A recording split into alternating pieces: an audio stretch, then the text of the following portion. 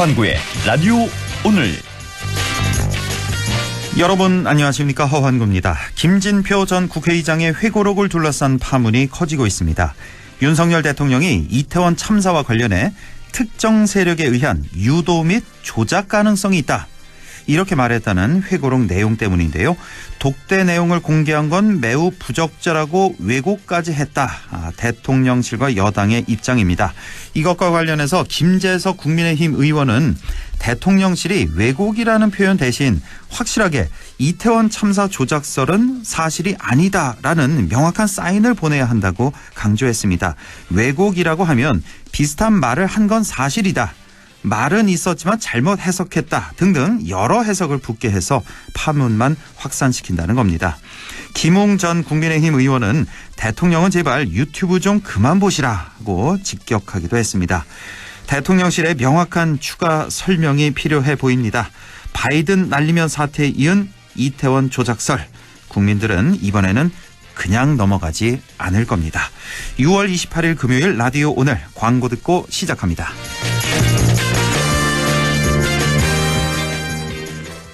당신은 아마 아직 모를 거야.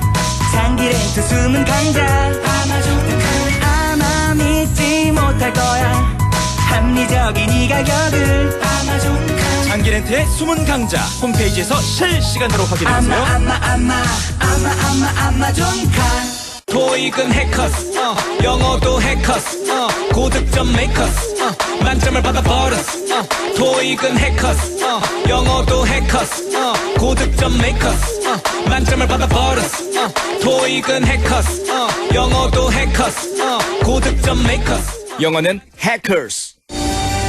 이 음악을 듣고 하던 일을 잠시라도 멈췄다면, 이 소리를 듣고 잠시라도 설레었다면 당신의 리니지 M은 아직 끝나지 않았다는 이야기입니다.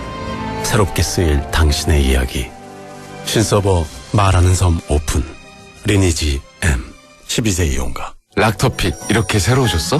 건강하고 씩씩하게. 아이들도 락토핏. 혈당 케어 힘드시죠? 부모님도 락토핏 당케어. 우리 가족 장 건강엔 새로워진 락토핏. 우리 가족 맞춤 락토핏. 건강기능식품입니다. 부장님, 실장님, 국장님, 이사님, 일은 오래 했지만 연금 관리는 왕초보. 퇴직금 목돈 어떡하지? 퇴직연금 IRP. 믿을 곳은 미래에셋증권. 퇴직금 키우기, 절세, 인출, 연금 포트폴리오까지. 연금은 미래다. 미래에셋증권. 원금 손실 유의 및 투자 전 설명 청취. 네, 라디오 오늘 금요일 순서 시작합니다. 1부 최진봉의 시사 포커스 함께하고요. 2부 이슈 오늘에서는 예천군의 지역경제 활성화 관련 정책이 궁금한데요. 잠시 후 예천군 지역경제과 박석윤 투자유치팀장을 연결해 보겠습니다. 이어서 천용길의 정치 TMI 이어가겠습니다. 자, 라디오 오늘 유튜브로도 다시 들으실 수 있습니다. 많은 애청 바랍니다.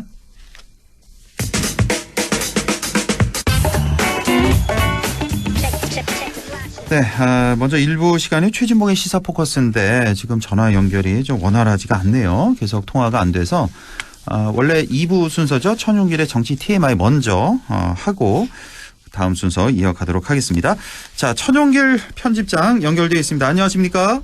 네, 안녕하십니까? 네, 갑자기 순서를 좀 바꿨는데 예, 네, 통화가 됐네요. 감사합니다. 자, 오늘 정치 TMI 주제는 어떻게 됩니까? 네, 오늘 이 라디오를 듣고 있는 청취자들, MBC와도 관련이 있는 내용인데요. 네.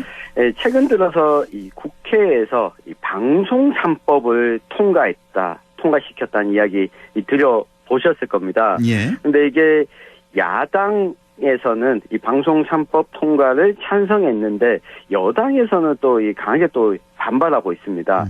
도대체 이 방송 3법을 둘러싸고 왜 여야가 싸우게 되는 건지, 그리고 또 우리 지역민들 MBC에는 어떤 영향이 있는 건지 예. 오늘 한번 살펴보겠습니다. 네, 정치에 관심 있는 분들은 아마 이 소식 알고 계실 텐데 정확히 말해서 방송 3법, 그러니까 방송 3+1법이라고도 표현하고 방송 4법이라고도 표현하고 네.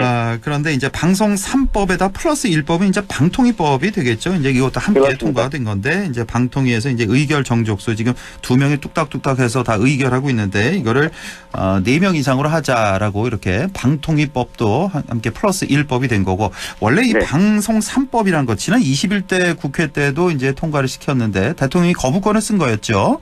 그래서 맞습니다. 이번에 이제 22대 때 다시 자 이제 국회 지금 본회의 회부가 된 건데 자 우선 이 방송 3법이라는 거 잘 모르시는 분들을 위해서 법안 내용부터 좀 정리를 해 주시죠.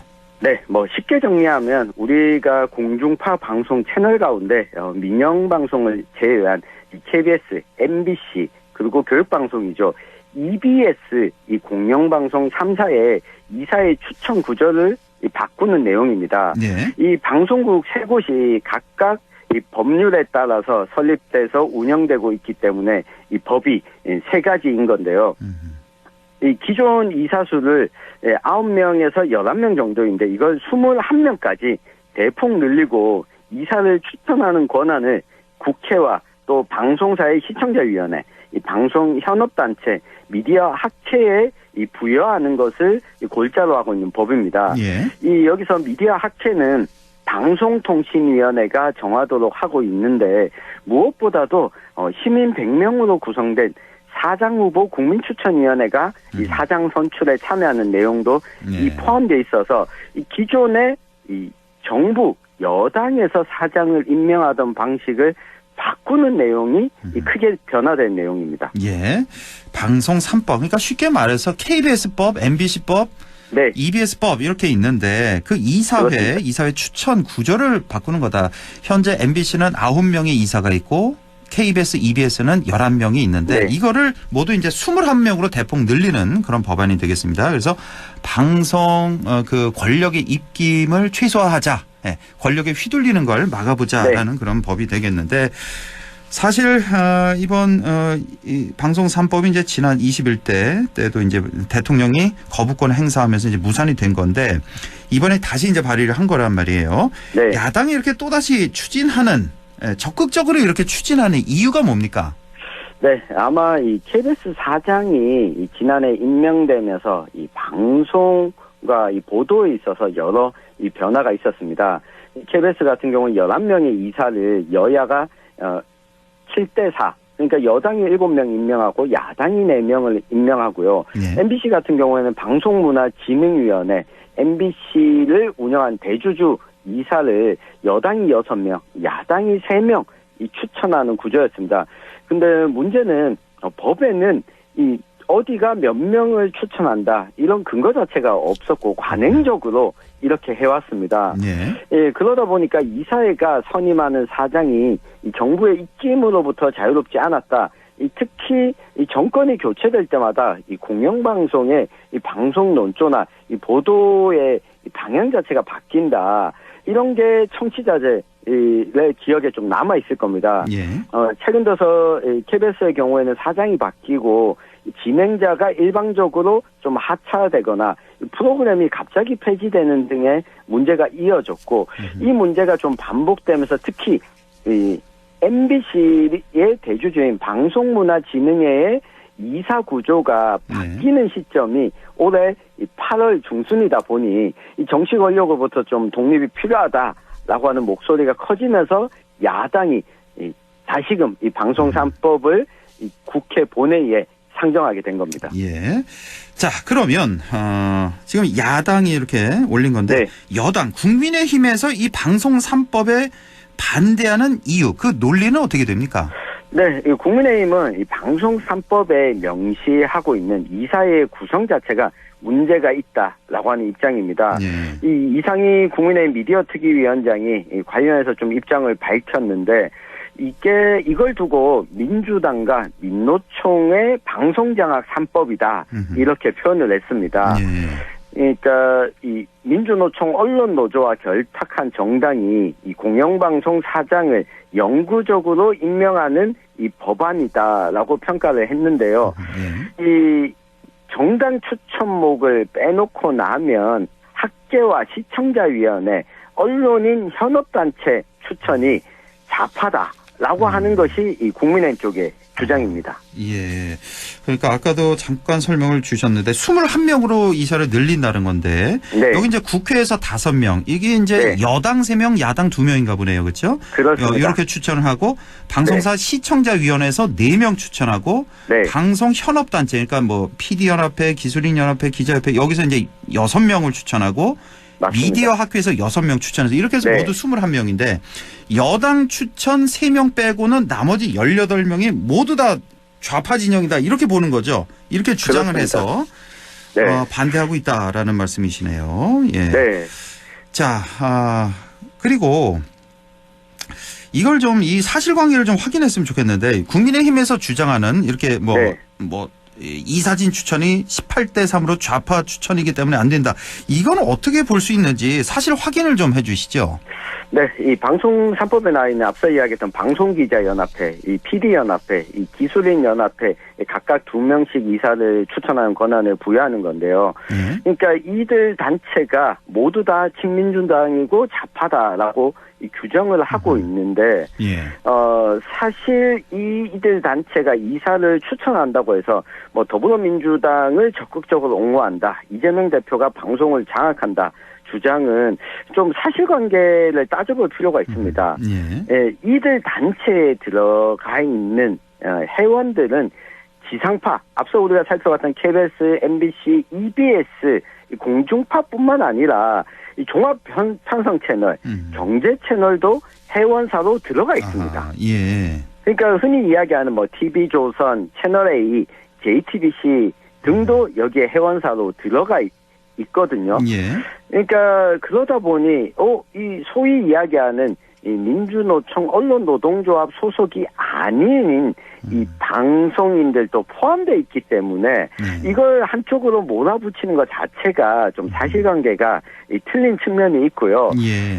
특히 이 최근에 이재명 대표의 이 언론이 애완견 아니냐 이런 발언을 비판하는 성명을 공개적으로 발표했던 단체이기도 합니다. 그렇습니다. 네. 그리고 더불어민주당이 이 여당일 때 적극적으로 추진했던 언론에 대한 징벌적 손해배상제 도입에 대해서 비판적인 입장을 내놨던 이 단체이기도 하고요. 때문에 이준석 개혁신당 의원 같은 경우에는 이 언론중재법 논의 당시 대부분의 언론단체가 이 반대했는데 이 윤석열 대통령 후보 시절에 이들 단체가 함께 연대했었다. 그러면 당시 윤석열 대통령이 후보 시절에 좌파단체와 연대를 한 것이냐 이런 지적을 하기도 했습니다. 그렇게 또 말이 또 그렇게 되네요. 그러니까 지금 국민의힘 주장은 너무 과장됐다, 사실을 좀 호도했다라고 이렇게 좀 정리를 할 수가 있겠고, 자 그리고 또 한편에서는 이런 얘기가 나오는 게, 자 그러면 지금 민주당이 지금 주도를 하고 있는데 왜 민주당은 그럼 자기들이 집권했을 때 여당일 때 이 법안을 추진하지 않았냐, 이렇게 권력의 입김으로부터 자유로운 이런 구조를 왜 여당일 때 자기들은 왜 안 만들었냐, 이런 또 논리가 성립하지 않겠습니까? 맞습니다. 뭐 이 부분은 민주당이 좀 비판받을 수밖에 없는 부분인데요. 지금도 21대 국회에서 통과가 안 된 이유가 본회의에선 통과가 됐는데 대통령이 거부권을 행사하게 된 겁니다. 만약 민주당이 집권하고 있을 때라면 대통령이 거부권을 행사할 리도 만무했기 때문에 이런 이야기가 나오는 겁니다. 특히 이 박근혜 정부 때 당시 더불어민주당 쪽에서 방송 3법이 발의가 됐었습니다. 20대 국회에서요. 지금과는 법안은 좀 다르긴 했는데 여야 추천 이사 숫자를 7대 6으로 하고 사장 선임 시에는 이사의 절반이 아니라 3분의 2 이상 동의를 받는 제도 도입을 추진했습니다. 그런데 2017년에 탄핵을 겪으면서 더불어민주당이 집권한 이후에 입장을 바꾸게 된 겁니다. 그러니까 이 문재인 대통령이 이런 방식으로 이 법안이 상정된 것에 대해서 이 온건한 인사가 선임되겠지만 소신 없는 사람이 될 가능성도 있다. 네. 이런 우려를 표하면서 야당이 된 자유한국당이 이 법안을 처리하자 요구를 하니까 더불어민주당이 통과시키지 않게 된 겁니다. 그러다 보니 더불어민주당이 야당이 되고 나서 이 법안을 입법하게 되면서 여당일 때랑 야당일 때 입장이 좀 바뀐 것 아니냐 이런 비판을 또 당할 수밖에 없는 부분도 있는 게 사실입니다. 그렇군요. 그러니까 민주당도 역시 방송 3법에 관해서 비판받을 수밖에 없다. 네. 그리고 또 달리 생각해보면 바꿔서 생각하면 마찬가지로 국민의힘도 똑같이 입장이 바뀐 맞습니다. 거니까요. 예. 이거 뭐 둘 다 비판받아 마땅하다. 이게 아마 균형 잡힌 그런 시각일 것 같고 이러니까 정치인들이 욕먹는다 이렇게 정리를 할 수가 있겠습니다. 자, 이 방송 3법이 지역 MBC, 다른 지역 방송에도 어떤 영향을 미칠까 이것도 좀 궁금하거든요. 네, 아마 우리 황구 아나운서가 더 잘 아시겠지만 이게 이 서울에 있는 문화방송 MBC가 이 지역 MBC 안동문화방송과는 이 별도의 법인입니다. 별도의 회사인데 이게 1980년에 언론 통폐합을 추진했던 군사 정권에 의해서 이 방송사의 주식 이 대부분을 문화방송에 강제로 양도하도록 하게 되면서 이 대주주 최대 주주가 이 주식회사 문화방송이 되게 된 겁니다. 그러니까 안동 MBC가 서울의 문화방송과는 독립된 회사긴 한데 이 안동 MBC의 주식을 서울 MBC가 가지고 있는 거죠. 때문에 서울 MBC의 대주주인 방송문화진흥회 이사장이 바뀌면 서울 MBC 사장이 바뀌고 이 또 서울 MBC 사장이 바뀌고 나면 안동 MBC 사장도 바꾸거나 영향력을 행사하게 되는 겁니다.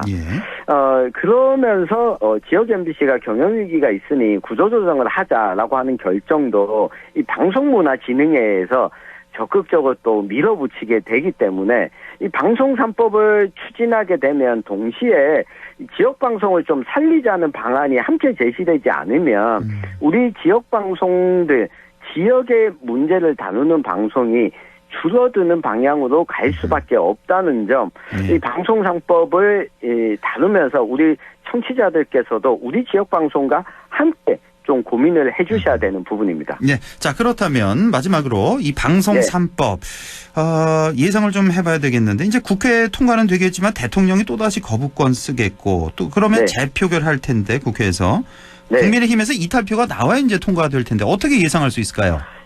네, 사실 청취자들 입장에서는 가장 허무한 부분인데요. 이 법안을 이렇게 빠르게 통과시킨다고 해도 실제로 자리 잡을 건가라고 했을 때 이 대통령 거부권 행사는 거의 예상된 수순입니다.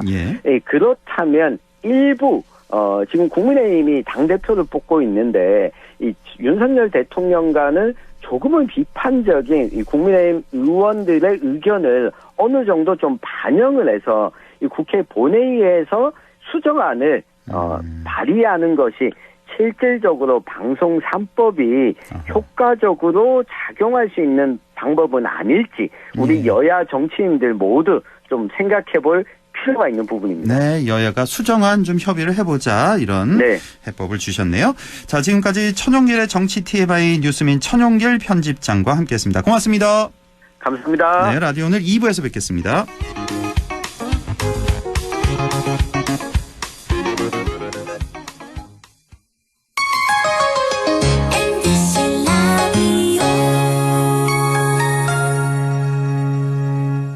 락토핏 이렇게 새로우셨어?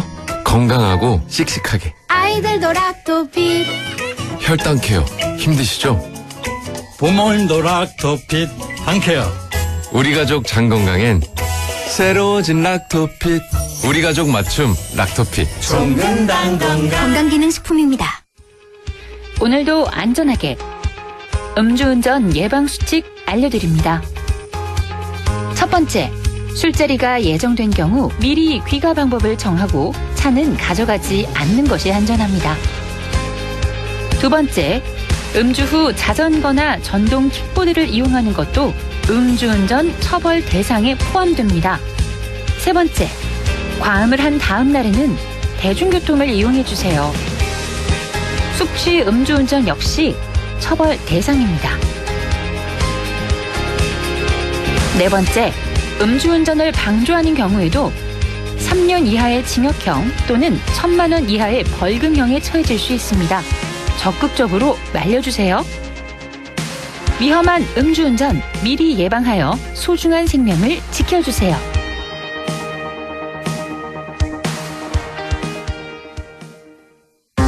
이주 배경 인구 250만 시대. 그 속에 우리 친구들도 있습니다. 승원이와 농구 대결을 좋아하는 모이부도, 하늘이와 떡볶이를 먹으며 수다를 즐기는 카리나도. 우리에게 중요한 건 우리 모두 친구라는 사실. 우리는 모두 우리입니다. 공익광고협의회.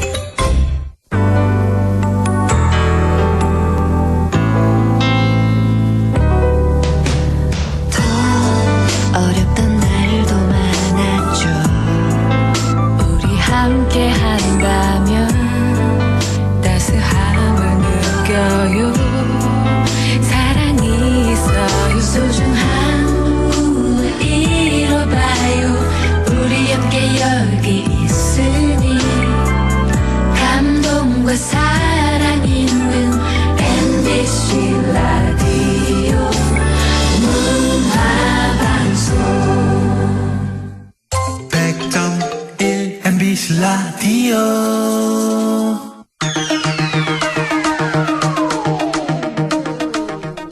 네, 6시 26분 14초 지나고 있네요. 라디오 오늘 2부 시작합니다. 성공회대 최진봉 교수 만나보는 시간이죠. 교수님 안녕하십니까?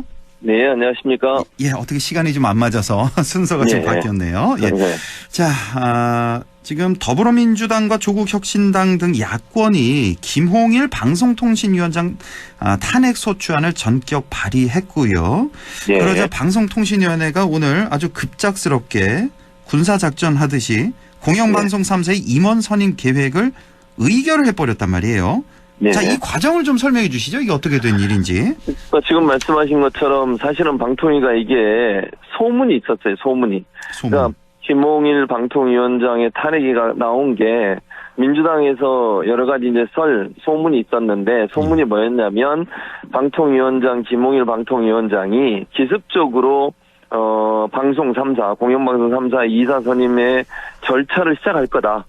근데 이거는 사실 민주당 입장에서는 이제 방송 3법이 본회의에 올라가 있는 상황이잖아요. 예. 그럼 곧 통과될 텐데, 그렇게 되면 방송 3법은 기존의 이사 체제를 바꾸는 거거든요. 예. 그러니까 결국 그걸 무력화시키기 위해서 미리 방송사 이사들을 선임하겠다는 계획으로 보여졌고, 예. 그래서 이걸 막기 위해서 민주당과 야권이 함께 김홍일 방통위원장의 탄핵안을 발의를 한 거죠. 예. 그랬더니 소문 그대로 오늘 아침에 10시에 방통위 전체회의가 또 2명밖에 없잖아요, 지금. 예. 상임위원 2명 있는데 그 사람들이 다 대통령이 임명한 사람들인데 이 두 사람이 기습적으로 이 안건을 상정을 해서 통과를 시켰습니다. 예. 그래서 지금 오늘부터 박문진 KBS 이사는 접수를 해요. 하고 싶은 사람 저 원서 접수를 받고 있는 벌써 상황이고요. 원서 접수 오늘 바로 시작했습니까? 오늘부터 시작해서 다음 달 11일까지로 제가 알고 있습니다. 7월 11일까지로. 예. 그리고 이제 EBS는 조금 늦게, 왜냐면 EBS가 한 달 정도 늦게 임명이 됐거든요. 예. 그래서 다음 달 EBS는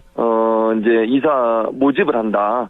그래서 원서 접수 시작한다라고 발표를 해버렸어요. 예. 그래서 결국 이제 민주당 입장에서는 방송 3법이 국회를 통과해서 만약에 이제 공표가 되면 지금의 체제를 완전히 바꿔야 되는 상황인데 그걸 무력화시키기 위해서 김홍일 방통위원장이 현 체제의 방식으로 지금 이사들을 선임하려는 그런 이제 꼼수를 부리고 있다. 예. 이게 이제 민주당의 주장이고 그 절차가 오늘 시작이 됐다고 볼 수 있겠죠. 이 방송상법 같은 경우는 대통령이 거부권을 쓸 수 있는 거잖아요. 그럴 수 그러면 있죠. 다시 이제 네, 국회로 맞습니다. 돌아올 텐데 그런 시간이 상당히 걸릴 것 같고 그런 이유도 예. 있을 것 같고 아니면 지금 방통위원장 탄핵소추안 같은 경우는 이 탄핵안 같은 경우는 대통령 거부권 쓰는 게 아니죠. 국회에서 바로 그건 아니죠. 효과가 네. 나니까 그렇죠. 이게 정지가 발효가 되죠. 되기 전에 그렇죠. 탄핵소추가 되기 전에 이 예. 의결을 해버리고 그리고 이제 예. 자진사퇴하는 이런 본인은 시나리오 사퇴를 아닙니까? 예. 그렇죠. 그런 시나리오죠. 그러니까 그렇죠? 지금 현재 국민의힘이나 정부 입장에서는 MBC 방문진, 특히 이제 다른 방송사는 이미 제가 볼 때 현 정부가 장악을 했다라고 볼 수밖에 없는 상황인데요. KBS는 이미 그렇게 된 상태에서 사장을 바꿨고, 방문진 이사들은 원래 해임을 시키려고 했는데 법원에서 그게 잘못됐다 해서 다시 돌아왔거든요. 그러다 보니까 현 구조는 문재인 정부 때 임명된 분들이 지금 임기를 하고 있고 8월 21일이 임기가 끝나는 날이에요. 그러니까 그 전에 방통위원회에서 이 추진을 하고 탄핵을 추진하게 되면 바로 사퇴를 해서 업무 정지를 막겠다는 의도고요. 그러니까요. 그리고 나면 이제 새로운 방통위원장을 또 선임할 겁니다. 지난번에 이동관 방통위원장이 그런 방식으로 사퇴를 했잖아요. 똑같이 그랬죠. 탄핵안 올라가니까 그랬죠. 자진 사퇴해서 그 후임으로 김홍일 현 위원장이 온 거고. 그러니까 이제 위원장 공백이 없는 거죠. 계속해서. 맞습니다. 왜냐하면 지금은 2명이니까 두 명도 저는 이게 맞지 않다고 보지만 위법성이 있습니다. 지금 2인 체제 자체가. 위법성이 있어요. 법원에서 그렇게 지적한 적이 있고요. 그럼에도 불구하고 2명을 가지고 전부 다 안건을 처리하잖아요. 그런데 방통위원장 업무가 정지되면 1명만 남는 겁니다. 그러니까요. 1명으로는 불가능하니까 그 상태를 지금 민주당은 가지고 가서 방송법이 완전히 통과가 되면 그 다음에 이제 방통위원들을 임명하는 방식으로 가려고 했는데 그걸 무력화시키기 위해서 지금 현재 이제 절차를 시작하고 방통위원장을 사임시키는 사퇴하는 쪽으로 가서 새로운 방통위원장을 또 임명하는 방식, 이런 꼼수에 꼼수를 하려는 시도가 아닌가 이런 생각이 듭니다. 어쨌든 이 KBS, EBS, YTN에 이어서 이제 지상파 하나 남은 MBC마저 장악하려는 의도가 아니냐는 그런 비판이 상당히 많이 나오고 있다는 거. 자, 그건 그렇고 이제 김진표 전 국회의장의 회고록에 상당히 논란이 되고 있는데 지난 이태원 참사와 관련해서 윤석열 대통령이 김진표 전 의장과 이제 독대를 했잖아요. 여기서 그렇죠. 이제 이태원 그 사태를 보고 이태원 사태를 두고 그 특정 세력에 의한 유도 및 조작 가능성이 있다 이런 말을 해서 말이죠. 맞습니다. 이태원 참사와 논란이 되고 관련해서. 있죠. 아니 그러니까 이태원 참사가 그냥 경찰이나 정부 행정기관의 제대로 된 대응 때문에 발생한 참사임에도 불구하고 마치 조작을 하거나 누군가 의도적으로 이 일을 일으켰다고 하는 그런 이제 음모론을 제기하는 거잖아요. 아니 그거를 어떻게 의전서열 1위 대통령이 의전서열 2위 국회의장에게 할 말인가? 이게 너무 아니죠. 놀랍거든요. 그렇죠. 왜냐하면 근데 잘 생각해 보세요. 예전에 이 문제가 터졌을 때 국민의힘 의원 이만희 의원이라는 분이 있어요. 이만희 의원이 무슨 얘기를 했냐면 각시탈을 쓴 사람 사진까지 갖고 나왔습니다. 그때 맞습니다. 각시탈을 쓴 사람이 오일, 그리고 올리브 오일인가요? 그걸 거리에 뿌려가지고 아보카도 오일 그리고 뒤에서 밀었다. 이런 얘기를 했어요. 음모론이죠. 그게 극우 유튜버들이 했던 음모론이에요. 그걸 가져다가 그대로 얘기를 했고 또 하나 무슨 얘기가 있었냐면 민노총이 집회하던 사람들이 그쪽으로 몰려왔다. 이거는 이만희 의원이 한 얘기가 아니고 극우 유튜버에서 나왔던 얘기예요. 극우 유튜버들이 뭐라고 주장을 했냐면 민노총에 집회하던 사람들이 그날 전부 그쪽으로 몰려와서 그런 어떤 의도된 그런 행동을 했다라고 음모론을 제기한 거예요. 아니 그러면 이거는 뭐 극우 유튜버들은 그렇다고 치겠습니다. 그것도 잘못된 일이지만 대통령이 이걸 가지고 국회의장한테 어떻게 이런 말을 할 수가 있습니까? 그러면 행정부의 잘못은 없다는 거 아닙니까? 근데 실제로 그날이요, 길을 열지 않고 도로를 그러니까 사람들에게 개방하지 않은 건 경찰이었어요. 경찰. 그렇습니다. 그리고 그 좁은 기간에 일방 통행을 만들지 않고 이렇게 한쪽으로 양쪽으로 통행하고 이렇게 만들다 보니 그런 문제가 발생한 거 아닙니까? 원래 이태원 그 축제가 있을 때는 그 인원 통제하는 경찰 병력들이 많이 투입이 됐었는데 그때 2022년에만 특별히 그런 병력은 많이 줄어들었고 당시에 뭐죠? 마약 사범 잡는다고 마약 사범 거기에 투입이 많이 됐잖아요. 그걸 했었고 그리고 또 이제 대통령 집무실이었나요? 관저였나요? 관저인가 집무실 쪽에 또 경호가 많이 갔었어요. 그때 집회가 있어가지고. 맞습니다. 그런 일들 때문에 경찰이 줄어들었는데 그것 때문에 문제가 발생했는데 마치 이게 무슨 조작된 누군가가 의도적으로 이런 일을 벌인 것처럼 그런 음모론을 어떻게 대통령이 이해할 수 있습니까? 물론 지금 대통령실은 이건 아니다. 지금 부인하고 있어요. 그런 얘기 한 적 없다라고 부인을 하고 있는데. 그런데 그러면 무슨 말을 했는지 얘기하세요. 그러면 아니 예를 들면 왜곡했다고 만약 인정을 그렇게 주장을 하시려면 나는 그때 그런 얘기를 한 게 아니고 다른 무슨 얘기를 했다라고 얘기하는데 그런 얘기는 전혀 없어요 지금. 이 기시감이 듭니다. 똑같은 일이 있었잖아요. 바이든 날리면 똑같잖아요. 그때 그럼 바이든이 아니면 무슨 얘기를 했냐 물어볼 때 계속 무슨 얘기를 했는지를 얘기를 안 하거든요. 예. 그럼 대체 국민들은 이게 뭐가 진실인지를 알 수가 없고 예. 그리고 또 하나 그러면서 그 대통령실의 발표가 이태원 특별법을 뭐 잘 통과시켰다 이런 얘기를 하더라고요. 그게 잘 통과된 겁니까? 이태원 특별법 그렇게 어렵게 패스트트랙까지 올려가지고 민주당이 추진해서 어렵게 통과시켜서 21대에 올렸더니 거부권 행사한 사람이 윤석열 대통령입니다. 예. 물론 나중에 22대 와가지고 이제 통과를 했죠. 예. 근데 거기에서도 검찰에 고발하는 거 그 조항 빼라고 그래서 빼고 한 거예요. 수정을 해서 통과가 된 거죠. 그렇죠. 예. 근데 무슨 뭐 정말 대통령이 열심히 그걸 추진한 것처럼 그렇게 얘기하는 것도 사실과 다르고요. 예. 그런데 이런 얘기를 어떻게 할 수 있는지 그것도 대통령이라는 사람 이런 얘기를 한다는 것 자체가 이태원 참사의 유가족뿐만 아니라 국민들에게 엄청난 분노를 일으키는 것이고 물론 아까 말씀드린 것처럼 대통령실은 부인하고 있으니까 사실관계는 모르겠지만 그럼 또 국회의장이 거짓말을 했다는 얘기 아닙니까? 국회의장이 그걸 거짓말할 얘기라고 저는 보이지 않는데 이 진실 논란이 될 수밖에 없는 상황으로 가고 있다고 볼 수 있겠습니다. 예. 대통령이 국회의장에게 어떻게 이런 극우 유튜버들이 할 수 있는 소리를 그렇게 믿었으니까 그런 공식석상에서 얘기를 한 거 아니겠습니까? 어떻게 이거를 그렇죠. 믿을 수가 있는가? 이게 너무나 놀라운 일이고 아마 네. 기억하실 텐데 그 대통령이 참사가 있고 나서 그 현장에 찾아갔잖아요.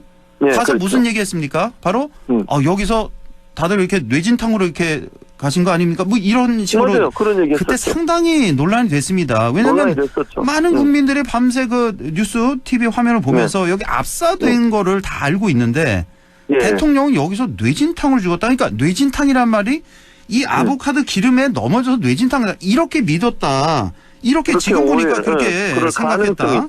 이런 생각이 들고 추측이 되죠. 당시에 또 기억하는 게 영정사진 분향소에 영정사진 없이 춤을 했단 말이에요. 맞아요. 이거 이상했고 또 근조리본 그것도 이제 앞이 보이지 않게 거꾸로 달게끔 했던 모든 맞습니다. 공무원들 뭐 방송사 당시 이제 KBS 방송에서도 근조리본 거꾸로 달고 뉴스했던 그런 맞아요. 기억이 있는데 다 이상하잖아요. 그렇죠. 이상하죠. 그러니까 이 모든 일이 결국은 만약에 이제 이게 사실이라면 대통령은 이미 마음속으로 이게 뭐 전 국회의장의 말이 사실이라면 이거는 음모 누군가가 꾸며서 하는 일이고 그 나쁜 사람들이 하는 행동이야. 이런 생각을 하고 있으니까 그런 행동이 나오고 그런 말이 나오는 거 당신의 아니겠습니까? 확신했다라고 지금 이렇게 볼 수 있는 생각이 드네요. 가능성이 있는 거죠.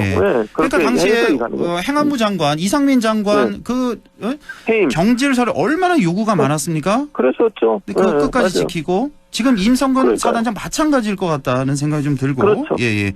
그렇죠. 그래서 사실은 김주표 전 국회의장이 그러니까 대통령이 그 얘기가 나온 배경이 아니 이상민 장관 경질해라라고 요청을 했는데 그 얘기를 했다는 거예요. 그러니까요. 예. 네, 질문이 그거였어요. 김진표 의장이 경질하라, 행안부 장관 경질하라 이렇게 건의를 하니까 이런 대답이 나왔다는 거잖아요. 그렇습니다. 바로 그런 얘기예요. 그러니까 경질 안 하는 거죠. 본인 입장에서는 아니 이거는 행안부가 잘못한 게 아니고 누군가 뭐 나쁜 짓을 한 사람들이 있어 이런 생각을 가지면 해임을 하겠습니까 그게? 그러니까 이 잘못된 생각이 결국 지금의 모든 결과를 불러왔다고 볼 수 있겠죠. 어디까지 갈지 참 나날이 너무 놀라운 일이 이렇게 터져서 자, 한 2분 정도만 남아서요. 자, 국민의힘 차기 당대표 자리 아주 오랫동안 어대한이란 말이 있었고 어차피 대표는 한동훈. 근데 요즘에는 왕따 한동훈이라는 표현이 더 많이 나오는데 지금 우리 이쪽 TK 홍준표, 이철우 시도지사 다 만남 거절했고요. 오늘 보니까 저 부산 사상 지역구에 김대식 의원이라고 그 장제원 의원 지역구 거기 맞습니다. 이분도 이제 뭐 거절을 했다는 그런 보도가 나오는데 너무 이제 노골적으로 공격을 하는 것 같네요. 이거 어떻게 보셨습니까? 그러니까 저는 이제 제2의 김기현 사태다. 그렇게 보여지는 거죠. 대통령이 개입을 시작하다. 그렇게 보여져요. 왜냐면 이게 한동훈 전 비대위원장은 절대로 안 된다고 하는 비토가 있는 것 같고 윤석열 대통령 입장에서 한동훈 전 비대위원장이 대표되는 것을 어떻게 막아야 되겠고 그러니 조직적으로 친윤계가 움직이고 있다. 즉 한동훈 끌어내리기 작전에 더 돌입했다고 볼 수 있을 것 같고요. 안 그러면 어떻게 아니 생각해보죠. 홍준표 시장도 다른 3명은 다 만났어요. 지금 한동훈 비대위원장 만났잖아요.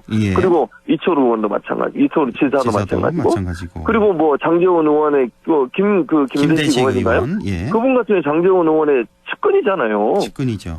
다른 당협위원장들은 만났어요. 근데 거기 김대식 지금 의원만 안 만났거든요. 그 방문을 거절했거든요. 물론 뭐 여러 가지 이유를 댔습니다만 그런 걸로 봤을 때 이거는 의도적으로 한동훈 전 비대위원장을 비토하는 모습을 보이려는 것이고 극우 유튜버들도 대체로 지금 한동훈에 대해서 비판의 입장을 내고 있는 상태입니다.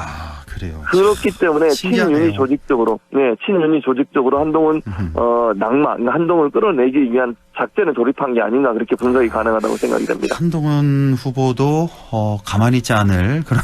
네, 그럴 것 같아요. 앞으로. 이제 앞으로 또 어떤 변화가 있을지 모르니까 이제 이제 단도직입적으로 단답식으로만 말씀 주시죠. 이게 결선 갑니까? 갈 것 같고요. 간다면 누가 갑니까? 2명? 원희룡이 하죠. 원희룡 전 장관이 가고 그리고 최종 승자는 원희룡 전 장관이 될 가능성이 높습니다. 결선을 가게 되면 결선을 가면 그렇습니다. 그렇습니까? 우리가 이제 제가 예측이 틀려서 결선이 안 가고 1차에서 한동훈 전 비대위원장이 이기면 거기서 끝나는 거지만 50% 이상을 달성을 못하면 나머지 세 후보가 결집을 할 것이기 때문에 원희룡 전 장관이 승리할 가능성이 높습니다. 알겠습니다. 자, 지금까지 최진봉 교수와 함께했습니다. 고맙습니다. 예, 감사합니다. 네, 이슈 오늘 바로 이어가겠습니다. 오늘은 예천군의 지역경제 활성화와 관련한 정책 얘기 나눠보겠습니다. 전통시장 활성화 대책도 세우고 있다는데요. 예천군 지역경제과의 박석윤 투자유치팀장 연결돼 있습니다. 박석윤 팀장님 안녕하십니까? 네, 안녕하세요. 예천군 지역경제과 투자유치팀장 박석윤입니다. 예, 반갑습니다. 오늘 시간이 좀 늦어졌네요. 예. 자, 먼저 팀장님의 시장 혹시 그 재래시장 자주 가시는지요? 예, 자주 가려고는 하는데 식자재 구입은 아내가 직접 하는 편이라서 제가 자주 가지는 못하고 있습니다. 좀 더 자주 가야겠지만 인구가 줄고 소비 패턴이 바뀌고 코로나도 거치면서 전통시장의 활기가 많이 줄어들었습니다. 그렇죠. 예, 저도 가끔씩 가긴 하는데 잘 되는 데는 참 잘 되는데 또 안 되는 데는 또 한가하고 그래서 좀 마음이 좀 아픈데 그래서 이제 지자체별로 다양한 방법을 모색하고 있는데요. 예천군은 어떻습니까? 예, 저희 예천군은 주차장 조성이나 비가림막 설치, 간판 개선 사업은 이미 진행했고 환경 개선 사업은 꾸준히 진행하고 있습니다. 그런데 외형적인 것만 바꾸어서는 소비자들의 발걸음을 끌어당기기가 쉽지 않다고 생각합니다. 그래서 예천군은 다른 요인과 결합해서 시너지 효과를 볼 수 있는 방법을 준비 중인데요. 그중 하나가 용궁시장을 중심으로 한 토요 아침장입니다. 용궁시장을 중심으로 한 토요 아침장이요? 이거 무슨 말씀이시죠? 예, 용궁면은 회룡포 삼강 문화단지와 아주 가깝습니다. 예. 그리고 순대와 오징어 불고기가 아주 유명한 곳입니다. 예. 주말이면 회룡포와 삼강 문화단지를 들렀다가 용궁에서 순대와 오징어 불고기를 먹는 게 거의 코스처럼 되어 있습니다. 예. 특히 주말 점심시간에는 용궁면을 찾는 관광객들이 30% 이상 늘어나는데요. 그 순대와 오징어 불고기 맛집들이 용궁시장과 붙어 있습니다. 그래서 여름 휴가철인 7월 27일부터 8월 24일까지 매주 토요일 아침 10시부터 오후 2시까지 토요 아침장을 운영할 예정입니다. 무더위를 피할 수 있는 특설 공간에서 관광객들의 시선을 끌어들일 다양한 이벤트 공연도 진행하고요. 신선하고 맛있는 예천 농특산물로 양손 가득 돌아가실 수 있도록 준비하고 있습니다. 그렇군요. 예. 네. 자, 예천 용궁시장에서 이제 7월 27일부터 8월 24일까지 약 한 달 동안 매주 토요일 아침 10시부터 2시까지 토요 아침장을 운영한다는 그런 소식이었고, 자, 잘은 모르지만 그 예천 읍에 있는 시장이 용궁시장보다는 더 클 텐데요. 그쪽은 어떤가요? 예천읍에는 상설시장과 중앙시장이 있습니다.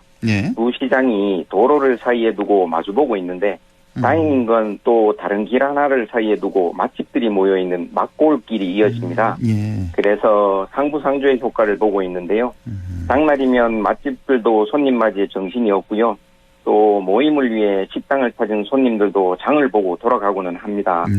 물론 시장 안에도 맛집이 있으니 청취자 여러분들도 예천 맛집 한번 검색해 보시고 오랜만에 시장 구경도 할 겸 예천으로 놀러 오시길 바랍니다. 아유, 좋죠. 예천 재래시장 이렇게 잘 돼 있습니다. 놀러 가시고, 그리고 그 시장 바로 옆에 예천 한우 특화센터를 건립하고 있다고요? 예, 말씀해 주셔서 감사합니다. 저희 시장 바로 옆에 예천 한우 특화센터를 건립하고 있는데 예천 한우 맛은 전국 어디에 내놔도 뒤지지 않는다고 자신합니다. 예. 예천 한우 특화센터는 그런 예천 한우의 맛을 전국으로 알리는데 중요한 역할을 하면서 또 그곳을 찾는 분들의 발걸음을 시장으로 연결해 여러모로 지역 경기 활성화에 큰 역할을 할 것으로 기대하고 있습니다. 예, 그렇군요. 예, 사람들을 아주 북적북적거리는 그런 모습 기대를 해보겠습니다. 자, 조금 결이 다른 얘기지만 얼마 전에 예천군이 e스포츠 국가대표 훈련센터 조성 MOU를 맺었다는 소식이 있었거든요. 예, 이것도 좀 설명해 주시죠. 네네. 그 시장과 e스포츠, 아날로그와 디지털의 대표주자 같은 느낌인데요. 네. 예천의 지역 경제를 책임질 주자라는 면에서 결이 다르지는 않습니다. 현재까지 이제 MOU를 체결한 그런 단계고. 네네. 먼저 조금 연세가 있으신 분들 잘 모르실 수도 있으니까요. e스포츠, 영어로 E입니다. e스포츠가 뭔지부터 설명을 좀 해주신다면요. 네, e스포츠는 간단하게 말하면 컴퓨터 게임으로 승부를 겨루는 스포츠입니다. 아마 어르신들이 제일 이해하지 못하시는 부분이 게임이 스포츠가 된다는 지점일 것 같습니다. 예, 쉽게 말해서 컴퓨터 게임인데 이거는 이제 스포츠를 승화시킨 건데 네. 우리가 보통 스포츠라면 뭐 몸을 움직이고 뭐 뛰고 땀을 흘리는 그런 거 아니겠습니까? 네네. 예. 요게 그런데 그 단어에 집중하시기보다는 산업의 개념으로 이해하시는 게 좋을 것 같습니다. 산업의 개념으로. 예. 네네. e스포츠 산업은 이제 여러 가지 좋아하는 사람들이 많고 규모가 점점 커져서 뭐 굳이 말씀드리지 않아도 e스포츠의 장래성은 두말하면 잔소리일 것 같고요.